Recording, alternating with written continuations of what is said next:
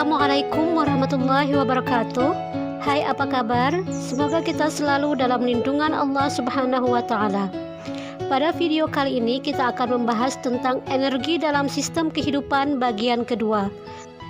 Pada materi ini akan membahas tentang transformasi energi dalam sel, metabolisme sel, dan sistem pencernaan. A. Transformasi energi dalam sel. Transformasi energi adalah perubahan energi dari satu bentuk ke bentuk lainnya.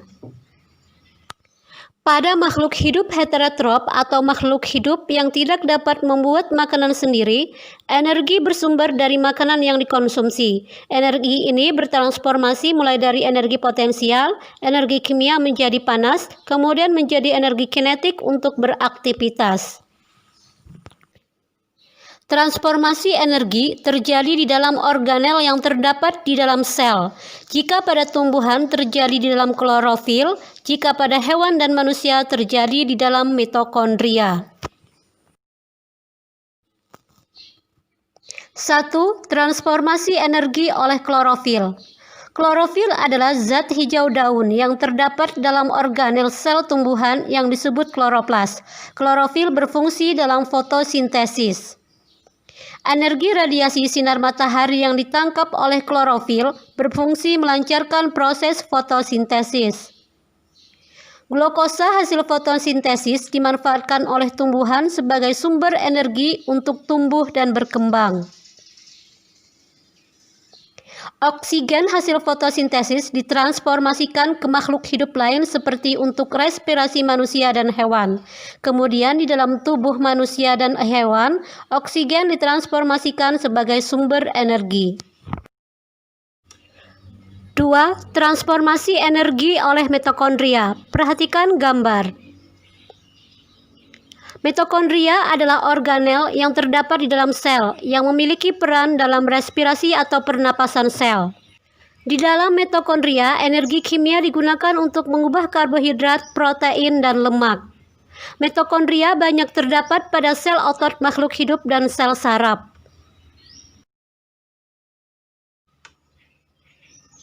B. Metabolisme sel. Metabolisme adalah proses kimia yang terjadi di dalam tubuh sel makhluk hidup. Metabolisme disebut reaksi enzimatis karena metabolisme terjadi selalu menggunakan katalisator enzim. Perhatikan gambar. Metabolisme terdiri atas anabolisme dan katabolisme. Anabolisme adalah reaksi pembentukan atau sintesis, seperti fotosintesis. Katabolisme adalah reaksi penguraian, seperti respirasi atau pernapasan. 1. Fotosintesis terjadi dalam daun, yaitu reaksi kimia antara senyawa air dan karbon dioksida dibantu oleh cahaya matahari yang diserap oleh klorofil menghasilkan oksigen dan glukosa. Perhatikan gambar berikut. Proses fotosintesis terjadi ketika gas karbon dioksida dengan rumus kimia 6CO2 berikatan dengan senyawa air dengan rumus kimia H2O dengan bantuan cahaya matahari yang diserap oleh klorofil akan membentuk atau menghasilkan oksigen dengan rumus kimia 6O2 dan karbohidrat dengan rumus kimia C6H12O6. Glukosa atau karbohidrat adalah makanan bagi tumbuhan. Oksigen yang dihasilkan pada proses fotosintesis sangat dibutuhkan oleh manusia dan hewan untuk bernapas.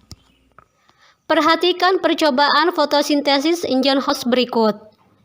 Percobaan ini membuktikan bahwa gelembung udara yang dihasilkan pada corong tabung itu adalah gas oksigen yang dihasilkan dari proses fotosintesis. Selanjutnya, percobaan Sachs membuktikan bahwa warna biru tua pada daun itu membuktikan adanya amilum atau zat tepung atau karbohidrat yang terbentuk dari proses fotosintesis.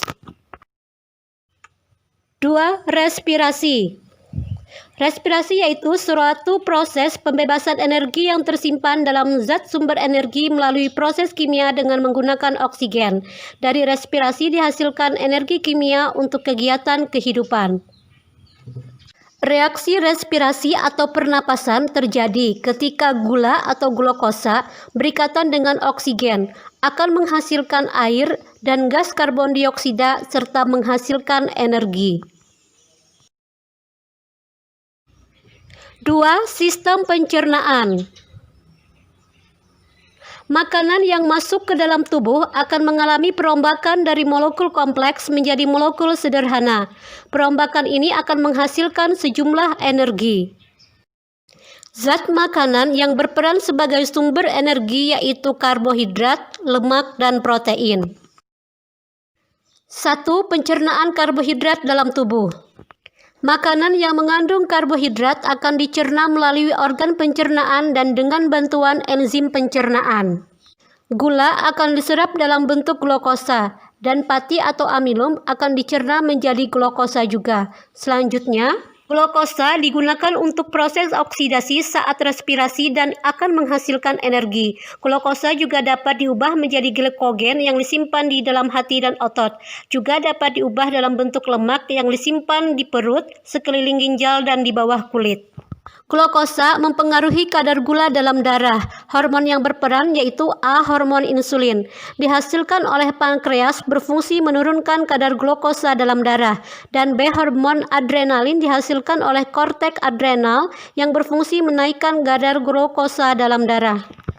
Selanjutnya, 2. Pencernaan protein dalam tubuh. Zat makanan sumber protein dihancurkan dengan bantuan air dan enzim melarutkan makanan tersebut, membentuk heme, kemudian membentuk molekul protein. Protein dipecah oleh enzim pepsin, dipecah lagi dengan enzim erepsin, akan menghasilkan asam amino. Asam amino akan diserap jonjot usus halus, langsung dapat diserap oleh jaringan untuk berbagai keperluan menurut fungsi protein tersebut. Zat sisa berupa NH2 dan senyawa organik sederhana akan dikeluarkan ginjal dalam bentuk urea, amonia yang akan keluar bersamaan dengan urin atau air seni. Asam amino juga akan dideaminasi dalam liver atau hati, akan membentuk asam keto dalam siklus asam sitrat seperti metabolisme karbohidrat. Protein tidak dapat disimpan di dalam tubuh, sehingga kelebihan protein akan segera dibuang melalui air seni. Zat sisa yang tidak mengandung nitrogen akan diubah menjadi karbohidrat dan lemak. Oksidasi 1 gram protein dapat menghasilkan energi 4 kalori. Kelebihan protein dapat mengakibatkan pembengkakan hati dan ginjal karena beban kerja organ tersebut lebih berat dalam menguraikan protein dan mengeluarkannya melalui air seni. Gangguan kekurangan protein biasanya terjadi bersamaan dengan kekurangan karbohidrat. Gangguan tersebut dinamakan busung lapar atau hunger edema. Ada 2 bentuk busung yaitu kwashiorkor dan marasmus seperti pada gambar A dan B. 3. Pencernaan lemak dalam tubuh.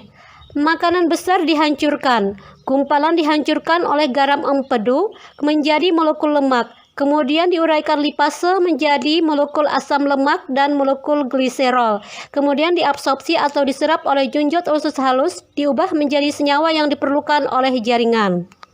Selanjutnya dibawa darah ke jaringan atau organ untuk dihidrolisis lagi. Sebagian besar disimpan dalam jaringan adiposa, sisanya diekskresikan melalui ginjal dan paru-paru. Gangguan metabolismenya berupa tertimbunnya senyawa aseton yang dapat menyebabkan gangguan pernapasan. Kesulitan bernapas terjadi karena meningkatnya tingkat keasaman dan jumlah CO2 yang tertimbun. Kelainan ini dinamakan asidosis. Demikian video pembelajaran kali ini, semoga bermanfaat dan terima kasih. Wassalamualaikum warahmatullahi wabarakatuh. Assalamualaikum warahmatullahi wabarakatuh. Teman-teman, di sini saya akan melakukan sebuah praktikum. Sebelumnya saya akan memperkenalkan diri dulu. Di sini saya Rosa Amalia sebagai praktikan dan ada partner saya, dia Laras Pangestu sebagai kameramen. Nah, hari ini kita akan melakukan praktikum dengan judul laju respirasi pada serangga. Dan serangga yang kita gunakan kali ini adalah serangga. Untuk melakukan praktikum kali ini, kita banyak alat dan bahan. Alat-alatnya apa aja sih? Antara lain ada pertama, ada alat respirometer yang terdiri atas pipa respirometer. Yang kedua, ada tabung respirometer. Yang ketiga, ada pipet tetes.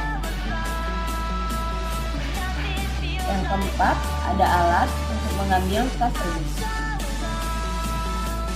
Dan yang terakhir, kita menggunakan stopwatch untuk mengukur laju respirasi pada jantung. Alat-alat yang kita gunakan di stopwatch ini juga memiliki banyak bahan, antara lain ada kapas, ada eosin, ada NaOH atau natrium hidroksida, ada vaselin, dan tidak lupa pula bagi bahan utamanya yaitu ada jangkrik.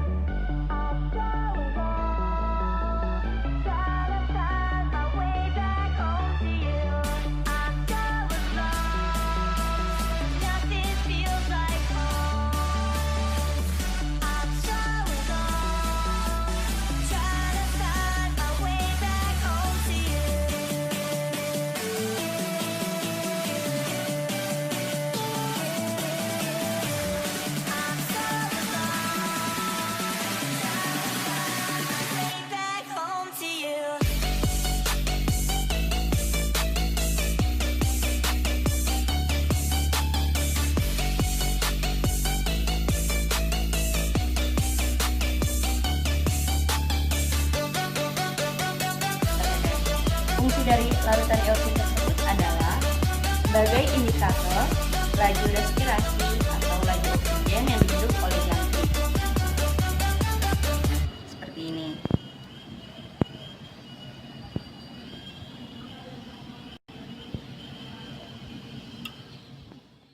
Nah, langkah yang selanjutnya yaitu kita mulai mengamati kedudukan perubahan eosin ini mulai dari angka 0 atau pada 0 mm sampai seterusnya. Setiap 1 menit sekali, kita akan mencatat perubahan angka tersebut pada tabel yang telah kita sediakan.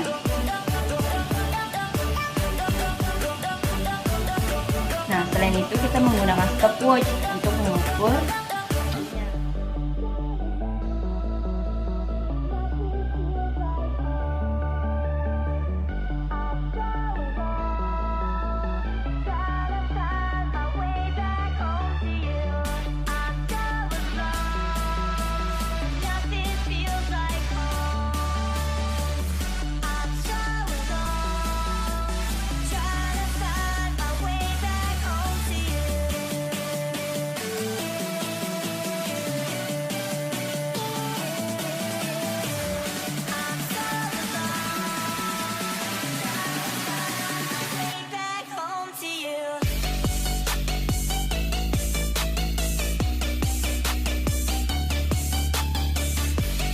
yaitu menit kelima, laju eosin sudah pada titik 0,63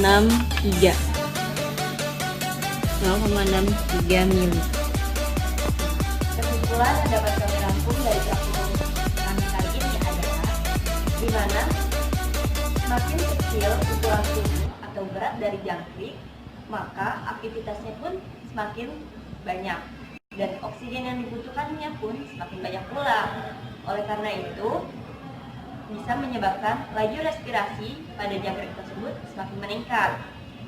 Nah, sementara hasil laju respirasi jangkrik yang kita gunakan adalah 0,42 mili per menit. Itu merupakan laju respirasi yang cukup besar karena jangkrik yang kami gunakan pun tidak terlalu besar. Sekian praktikum yang dapat kami lakukan pada kali ini. Saya Rosa Amalia sebagai praktikan dan dia Laras Pangestu sebagai kameramen. Mohon undur diri. Kurang lebihnya mohon maaf. Wassalamualaikum warahmatullahi wabarakatuh.